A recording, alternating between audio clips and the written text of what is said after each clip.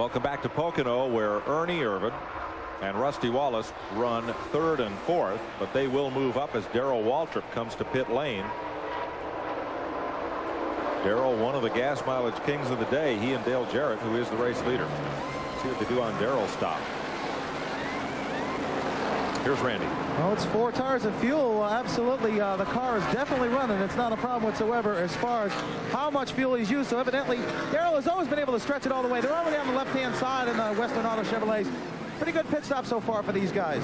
They adjusted the spoiler. And it was 18.7 for this crew. Good stop. That'll leave Dale Jarrett atop the leaderboard.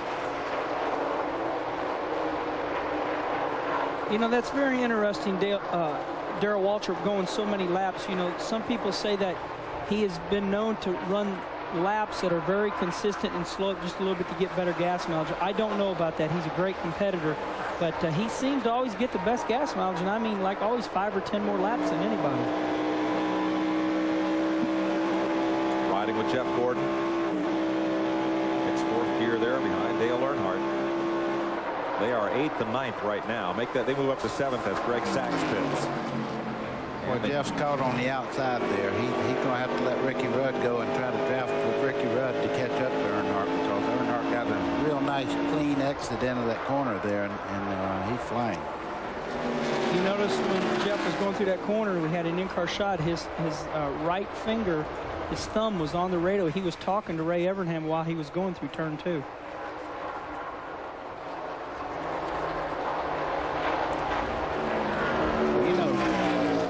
Cars right now are struggling because yesterday was rained out, and they're setting these cars up as they go today.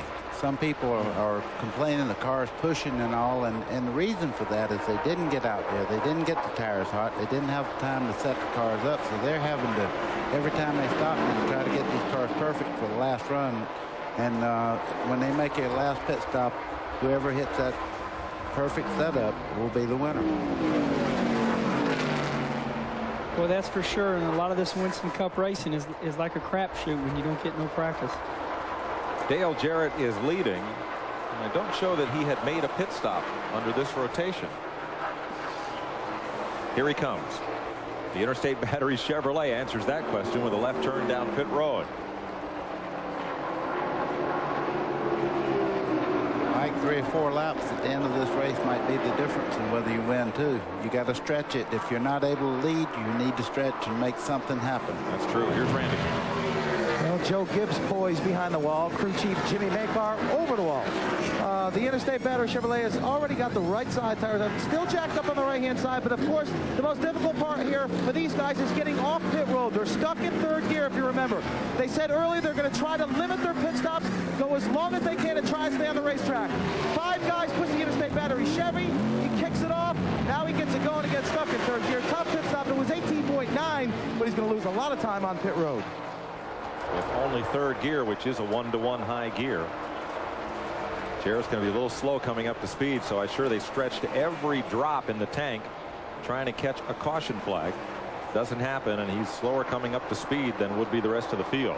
That'll move Ernie Irvan back to the lead with Rusty Wallace 2nd, Mark Martin 3rd.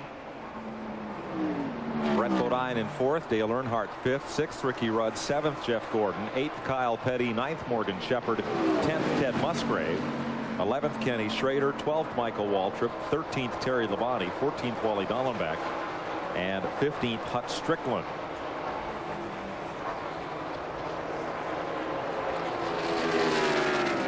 That's the statistic to look at there. All but 11 laps today.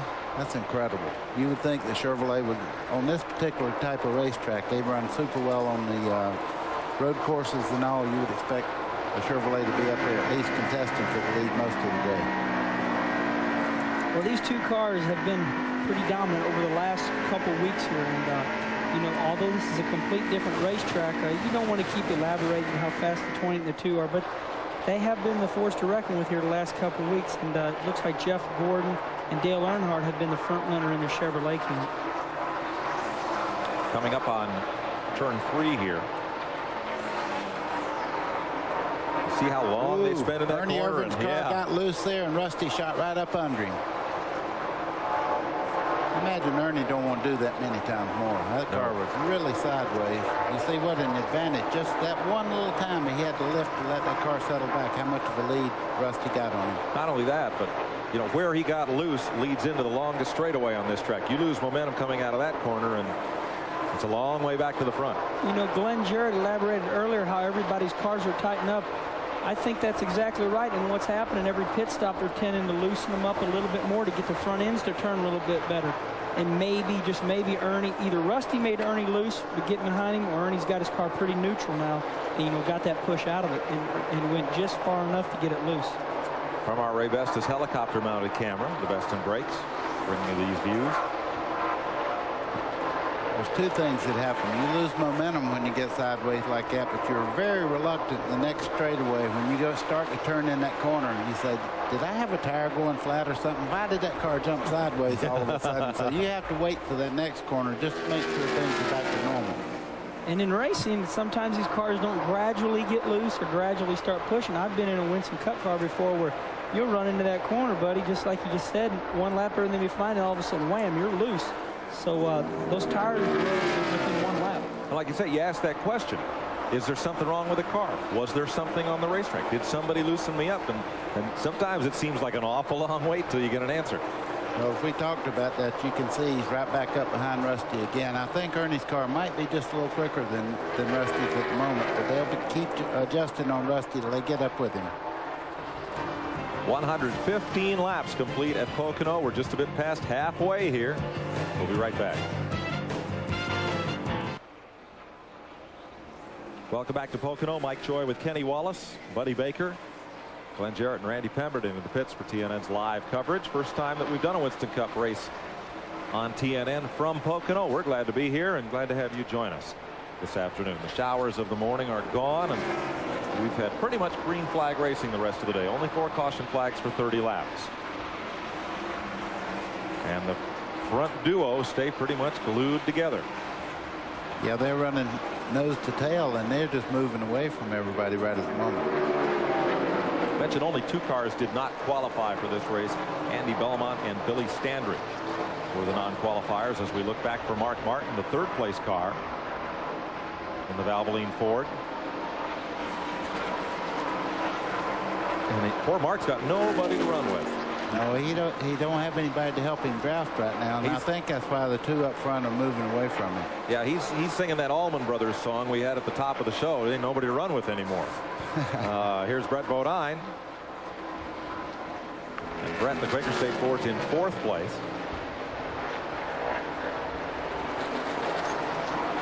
Yeah, he's pretty much by himself. There's Joe Nemechek. He had problems earlier on, had to make an early pit stop, but he's back up to racing speed and running pretty well.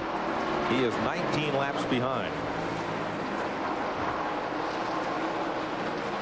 Back behind Nemechek, next car in line is John Andretti. He has also spent some extended time on pit road. He's 3 laps down, running in 33rd for Billy Hagan.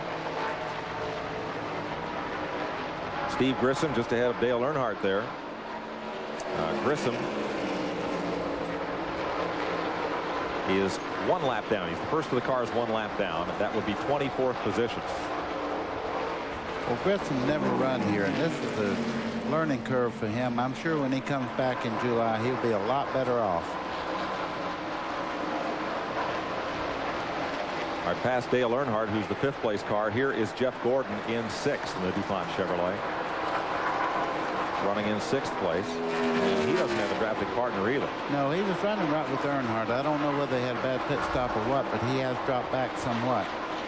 They're right behind him, running 7th, Ricky Rudd in the tied Ford. Just getting a whiff of a draft off Jeff Gordon. Yeah, people don't realize what Ricky Rudd's done. He's formed this team, and he's up in the top 10 every week now. That's an accomplishment. They got a good race team. They'll be heard from before the year's over.